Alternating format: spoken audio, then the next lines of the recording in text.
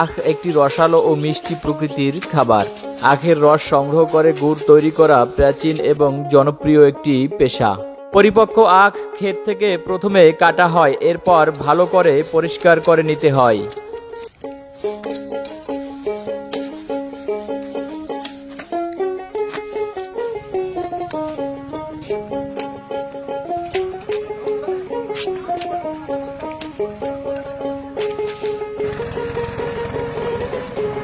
আখের রস সংগ্রহ ও বের করার জন্য প্রথমে মেশিনের সাহায্যে চাপ দেওয়া হয়, ফলে রস বের হয়ে আসে।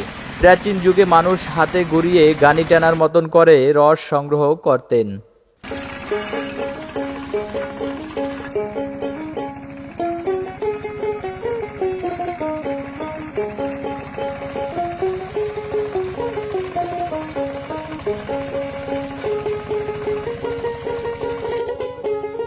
আখ থেকে বের করার রস এখন ছাঁকুনি দিয়ে ছেঁকে ময়লা ও আবর্জনা পরিষ্কার করে নিতে হবে। পরিষ্কার করা রস বড় কড়াই বা চুলায় ঢেলে মাঝারি বা উচ্চ তাপে রান্না করা হয়।